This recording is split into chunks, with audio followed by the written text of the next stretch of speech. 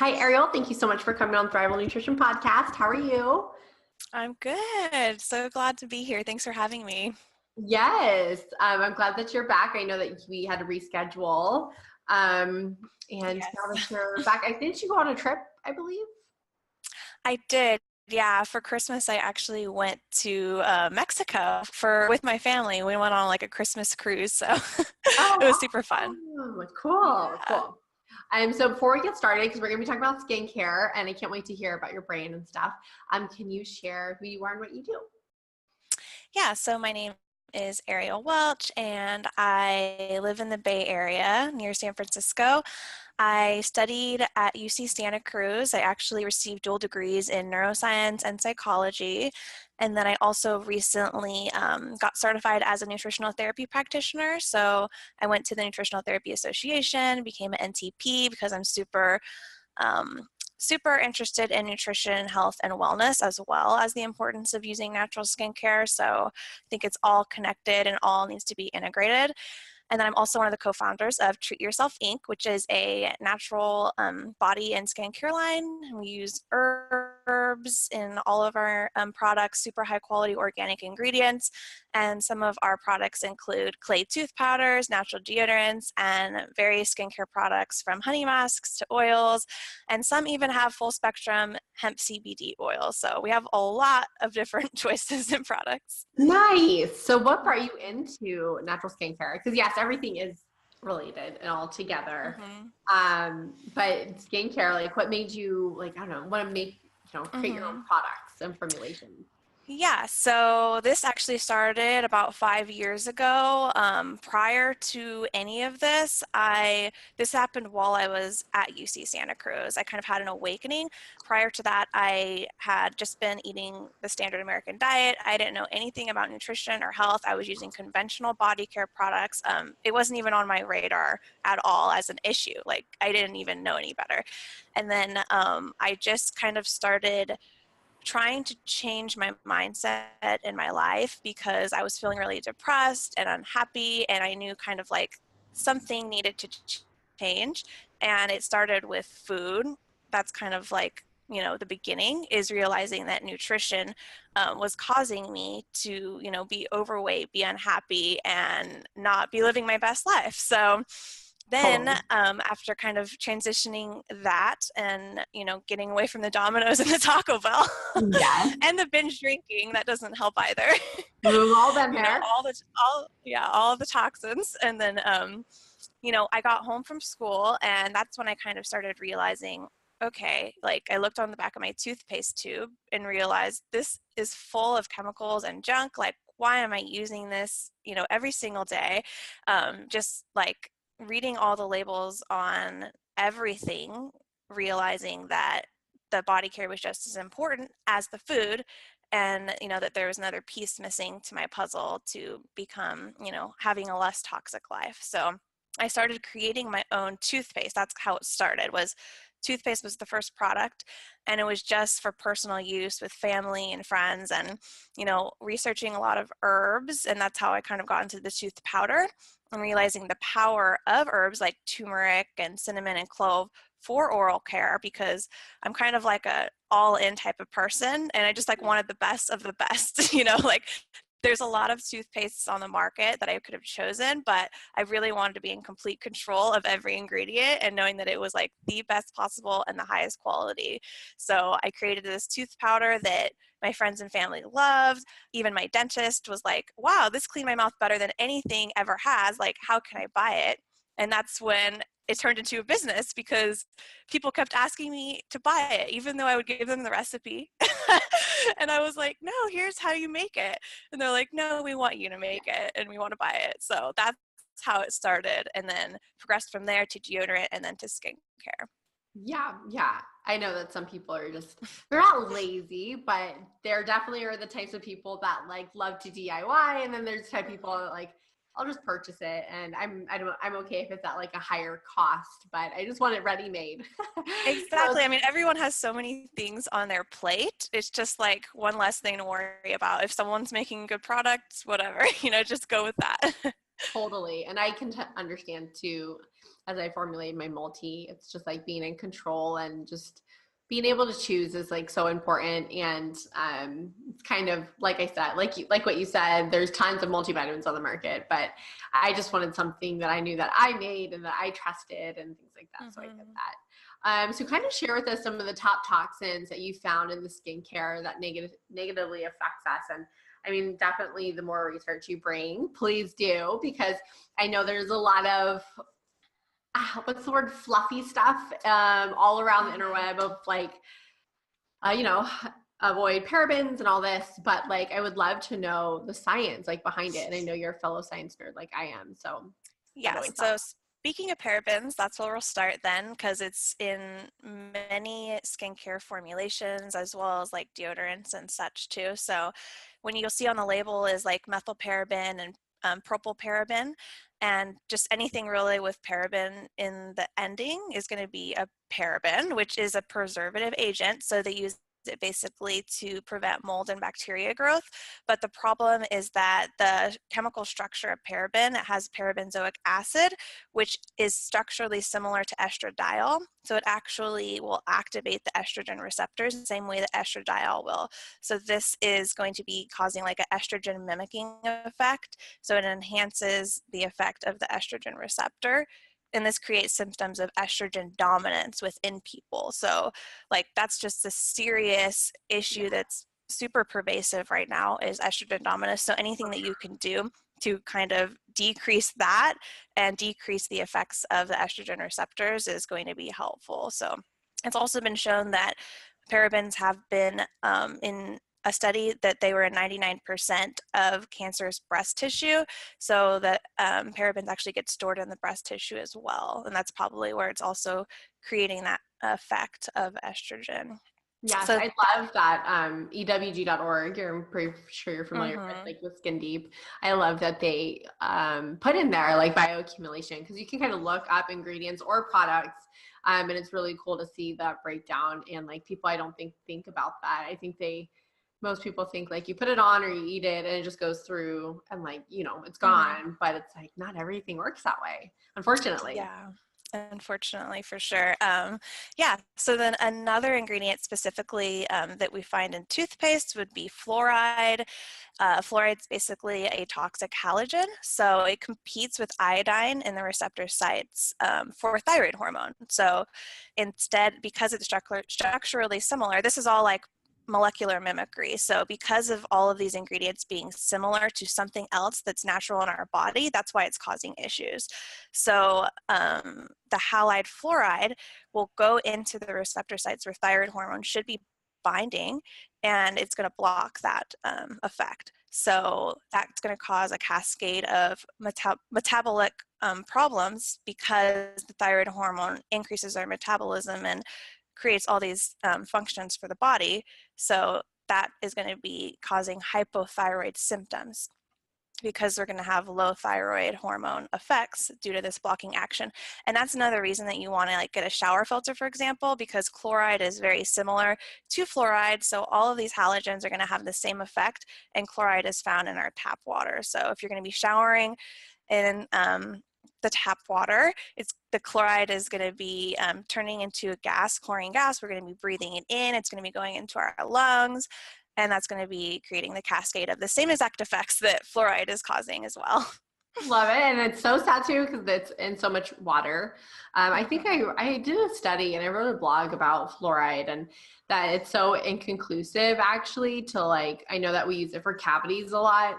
And there actually hasn't been that many good studies that actually show that it's beneficial in preventing cavities. So it's very interesting to see that, like, I don't know, people just walk blind maybe, but like in dental offices, most of them, they still offer it and they think it's like a superior thing to prevent cavities. And it's very, very interesting to see, I don't know, what the research says and then like what we're trying to implement in society. Yeah. So like most of my life when I was growing up, I would have a cavity or more than one cavity every time I went to the dentist. Like I had so many fillings put in my mouth, and I had really soft teeth. I'd had abscesses. I just had so many mouth issues. And I've been using this tooth powder that I created for 5 years now with no other toothpaste and no fluoride at the dentist. And I have had 0 cavities since. So I really feel like there's other ingredients as well that are preventing remineralization, such as vegetable glycerin that I cut out because I'm using the tooth powder. But I really don't think that fluoride is necessary to prevent cavities. Totally. Totally. There's some other ingredients too as well, if you'd like me to keep going. Yeah, I would say phthalates is a big one, and I don't know, maybe a couple others. Yeah, so fragrances is also huge, and you'll see it as like perfume or whatever on the ingredients list, or natural fragrances, artificial fragrances, whatever. They're all the same, and basically it's a chemical cocktail of scents. And actually fragrances are generally contaminated with phthalates, or they're added. Phthalates is in fragrances. So in that one ingredient, you're going to be having all these things. You're going to have the chemicals, you're going to have the dispersants. Sometimes they have dyes, phthalates, which is also hormone and hormone disruptor itself. And then fragrances, people are really allergic to those as well. So you can get like hives and allergic reactions just from smelling them. You know, if you've ever walked down the laundry detergent aisle and you had like a sniffle or reaction, it's because it's actually going into your body and causing, you know, a response. So I would love to like kind of, I know you said artificial and natural. So I know that I always like, it's nice to just, if you see fragrance, run away. But there's sometimes that people use essential oils, which I'm sure you do in your products. So like from not outside of your products, because I feel like I would trust you and I would just be trust her, I'm sure it's essential oils. But for anyone else that says like organic or natural even, like how do you discern, like Miss Myers, I think is a good example. Like how do you discern like what's actually essential oils for fragrance and then what is not? Yeah. So if they actually put essential oils on the ingredients lists, like if it says orange essential oil, that's going to be an essential oil. But if it says a natural scent or a natural fragrance, it's still chemically derived, maybe from an orange at some point during the processing, but it's not going to be a pure essential oil. Okay. So definitely look for essential oils on the ingredients list. Nice. Okay. And keep going. So what phthalates do? I just wanted to ask that. Oh yeah. So actually I want to move on to sodium lauryl sulfate. Is that okay? Yes. So sodium lauryl sulfate is also huge. It's in most cleaning products because it is a foaming agent. So it's also called SLS. So it's in toothpaste, body wash, shampoo, all your normal cleaning products, laundry detergent. It's literally super pervasive. And the thing is that it causes the bubbly effect. So a lot of people like correlate clean with bubbles. So that's why they add it, really, is so that people think it's cleaning super well. And the thing is that it is a skin irritant, a known skin irritant. So much so that pharmaceutical agents will actually use it in drug trials. They'll put sodium lauryl sulfate on, you know, the skin to cause an irritation, and then they'll use their creams to see if it soothes the irritation. So it's a well-known skin irritation. It can cause rashes and issues. And like I said, it's in the toothpaste, and a lot of people don't correlate having gum irritation or canker sores with this ingredient. But I've had a few customers who've told me that they used to have so many canker sores in their mouth, and then after switching to sodium lauryl sulfate free toothpaste, the canker sores went away. So wow, it's pretty intense. Yeah. Isn't there another ingredient that is still in it that kind of takes the place of SLS, but it also it doesn't have like the health benefits, or it's still not the best ingredient? There's different derivatives of it. So like sodium cocoa sulfate, sodium laureth sulfate, they're all very similar. So it's all kind of under the same category. Okay. Okay, cool. And any other top toxins, or even one that we're not thinking about? Well, actually, one that's huge that I'd like to talk about, which we kind of are thinking about, but some people still are using conventional deodorant that has aluminum in it. So I think it's really important to bring up that our underarm is a super sensitive area, and it also has a lot of lymph nodes. So basically, our lymphatic system filters all the toxic and chemical waste from our daily lives, because we have a lot of environmental toxins from the air that we breathe to the food that we eat when we're, ingesting food that possibly is sprayed with pesticides. So our body's already bombarded with needing to detox a lot. And then if we're putting directly on our underarms aluminum, which paired with propylene glycol, which is a penetration enhancer, actually causes the aluminum to drive deeper into the body. It will go into the lymphatic system as well as the bloodstream. And number one, it's going to cause issues in the lymph system because it's increasing, it's putting more stress on the detox pathway, because you're just literally putting a harmful chemical into the lymph system. And then it's also going to go into the bloodstream, where it circulates up into the brain, crosses the blood-brain barrier, and is accumulates in the brain. And it's shown that a lot of patients with Alzheimer's disease had a lot of aluminum in the brain tissue. So it's a very, very important thing to be using an aluminum-free deodorant. A lot of people use it because it is it's what causes the antiperspirant effect. So what it does is it actually clogs the sweat ducts. And this is also another problem because Yes. we need to sweat. I don't know why people are so afraid of sweating, to be honest. Yeah. I mean, a lot of people know these days, that sweating is so good. Like, people are doing saunas and everything, but it's so important, because if we're clogging our sweat ducts and we can't sweat, then that's another way that we're not getting toxins out of our body, because that's another natural system of detoxifying.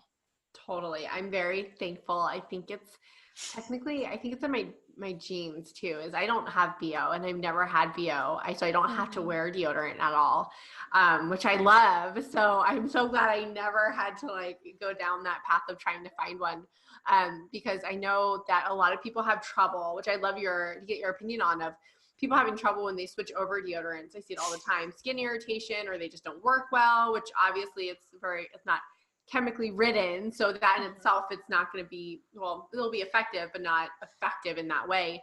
But people just getting rashes and stuff. And I know that there's armpit detox and things like that. So should people be doing that before they switch over, or if they have a reaction to using something natural?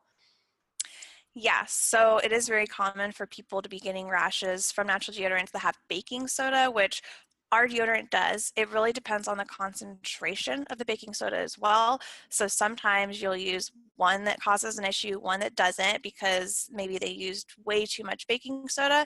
And it's about the reaction of your skin with the pH of the product. So because the baking soda is so alkaline, when you're putting it on your skin, especially if after a shower and after you've shaved, then it's going to cause a reaction if the pH difference is too drastic. So that's the main cause of the irritation and the rash. And it is kind of, an issue, because it's like a chemical burn, like a pH burn, which is just as bad as an acidic pH burn. So that's one issue. But one thing that you can do to actually balance the pH is to do, like you said, armpit detoxes with bentonite clay. The bentonite clay helps to kind of balance the pH and makes it work with the deodorant a lot better. Nice. Okay. And go ahead. Apple cider vinegar sprays too. So you can do the bentonite clay mask, and then do a spray with apple cider vinegar, and that can help too as well. Is there how long, is there, I guess, a special rule of thumb of how long you should do it for, or? I would say give it a good month of trying the mask twice a week. That would be, a good way to start to see, but everyone is different. Yeah, totally. Yeah. So I know that we talked about some toxic chemicals. I'd love to switch over to what are some of your favorite natural ingredients that you found that work amazing, super effective, and just should be in your cabinet or your beauty products. So turmeric is amazing. I actually use it in a lot of my products. I use it in a tooth powder, which is really unique. The in the tooth powder helps reduce inflammation in the gums and will decrease bleeding gum issues because of the anti-inflammatory effects of the curcumin. And then also on the skin, I use turmeric CO2 extract, which actually is a golden yellow oil that has the curcumin present in it. And that really helps to reduce redness and inflammation in the skin as well. So it kind of like helps with rosacea and evening out skin tone and everything like that. So I love turmeric. Nice. Does that make your teeth yellow? No, it doesn't actually. Yeah, a lot of people are worried about that, but it's actually been shown in studies to have a brightening effect. So just like on the face, it has kind of like a brightening anti-redness effect. It actually does on the teeth as well. Nice. And then we also add activated charcoal to the tooth powder, which helps to lift any stains and everything too. Cool. Awesome. Yeah, and then another ingredient is tamanu oil, which is kind of like a unique oil. We use it in the hemp and green tea beauty nectar, which is a facial serum. And tamanu oil is a really special oil from like the Philippines. It's a nut from a tree, and it's actually green. It has like a dark green color. It's really like earthy and maple syrupy scented. And the cool thing about it is that it has analgesic properties. So it actually reduces pain, like actual nerve pain and sensitivities. So you can put it on any area that has pain. I actually use it as a breast massage, and it helps to kind of decrease pain and inflammation when you're having like premenstrual symptoms. So the tamanu oil is really cool. It also has skin regenerating properties. So I recommend it for anyone who has acne scars or sun or age spots. Nice. Good to know. Yeah, and then one more ingredient that I really love is rosehip oil. We use rosehip CO2 extract. We use a lot of CO2 extracts, by the way, in our products as opposed to cold pressed oils. They're more stable and they have more of like the beneficial plant constituents in them because of the extraction process as opposed to cold pressed. And then also the rosehip CO2 has like all the carotenoids of the oil, so it's actually red. But if you look at rosehip cold pressed oil, it's clear. So there's a huge difference between the extracts and the cold pressed oils. So the rosehip extract has lots of vitamins, antioxidants. It's full of vitamin E. It's super anti-aging. It's really good for sensitive skin. It kind of just like is a drier oil that absorbs really quickly. And like I said, it has the retinoic acid, the vitamin A, and the carotenoids. So it smells wonderful too. It has like this beautiful like tea-like scent. That sounds like it'd be perfect for like just your face. I use it in actually like every skincare product I think we have. Like it's in the beauty nectar, the beauty balm, our aloe glow. Like I just am obsessed with it. That's awesome. What made you, I guess, research? Is that what kind of brought these, because they're unique or not very popular, ingredients. So is it just like you researching like which one's the best? Yes. Yeah. I'm a super critical researcher, and before I even started formulating anything, I wanted to really make sure I understood all the ingredients, wanted to use the most beneficial ingredient possible, finding the best sourcing of those ingredients. I found this company called Eden Botanicals, which is where I get all of my oils and extracts from, and they're local to me in Northern California in Petaluma. But they actually go all over the world to the different farms and make sure that the farmers who are producing the ingredients that the oils are created from are using super high quality practices and standards, and that everything is also ethical and sustainable. So there's just so many levels to this. And I just really wanted to make sure that I understood everything fully and that I was using the best ingredients possible before I even started on this. I feel like I trust you just from like talking to you about it. You've obviously done your research. And I mean, I think it's just, there's so much natural stuff out there. And it is getting into the bigger markets. Like I know that like Target has Schmidt's, and Tom's is like kind of old news. It's been around for a while, and it's not even that great. So I just think there's like a miseducation on like, it's so easy to look for these natural products, but are they really natural? Are they really effective? And I think some people just end up giving up on trying something natural because they're like, oh, we tried this and it didn't work. Exactly. Yeah. Yeah. An important thing to note would be to, like you said, there are different things that may not work, but looking at the ingredients and making sure, like, for example, Schmidt's, like you brought up, they don't actually use organic ingredients. So like looking at the ingredients list and being a really good label reader for yourself, because we all have to be super vigilant these days with the marketing and making sure that you understand every ingredient, that they're actually English language, words, and that they're organic too, as well, is really important. Not that the company itself, because like I'm a small company, we have a small company and we're not certified organic. Right. We can't actually afford it at this point, but all of our ingredients are, and we're really taking diligent effort to make sure everything's super high quality. So that's the most important part, is reading the ingredients and not necessarily looking at the label and just trusting whatever certifications that they have. Totally. Do you have some essential oils that are your favorite for skincare? Anything from like acne to hyperpigmentation to just dullness. I mean, I know a lot of people are taking essential oils lately.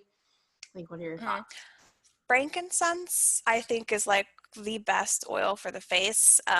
It's super anti-aging. It's just really regenerative and healing.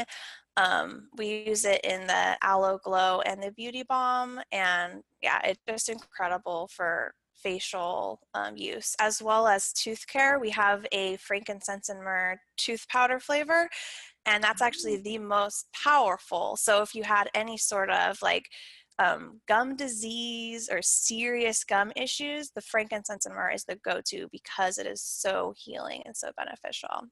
And then I also frankincense and myrrh, like together, yeah, they're very synergistic. They work really well together, and they're just a really healing mixture. Awesome. Yeah, and then another would be the turmeric. It's a CO2 extract, but it's also kind of like an essential oil, and it's just such a powerful anti-inflammatory ingredient. Like I said, I love it in a lot of my skincare recipes. It's really good for redness, inflammation. So like turmeric and frankincense, I just love so much. Good. That's what I use on my face. I love those. You're doing it right. Do you find that there's a difference in using the turmeric powder and the turmeric like essential oil? Or I guess both has benefits of their own. Yeah, they both do have benefits. The oil, I think, is a little more powerful because it's been kind of extracted, and then it can just like actually penetrate and absorb into the skin. Whereas if you're using like a mask that has turmeric powder, it's still going to have anti-inflammatory, properties, but it's not going to be as penetrating as the oil is. Perfect. And where can we find your products now that everyone's intrigued? Yeah, so on our website, it's treatyourselfinc.com. You can see all of our different products, which, like I said, I think we have about like 22 different products. So it's a little overwhelming. So if you have any questions, just email me. I'm always available. You can find us on Instagram as well, Treat Yourself Inc. And then if you want to follow me in my personal health journey and health Instagram, it's Wellness with Ariel. And like I said, always open for DMs, emails, anything like that to answer any questions at all. Perfect. Well, thank you so much for coming on and sharing the skincare knowledge. I know that this can be something that's intimidating to people, but I think it's really great that there's good products out there that you don't have to worry about DIYing all the time. Totally, yes. Thank you so much for having me. I had a lot of fun.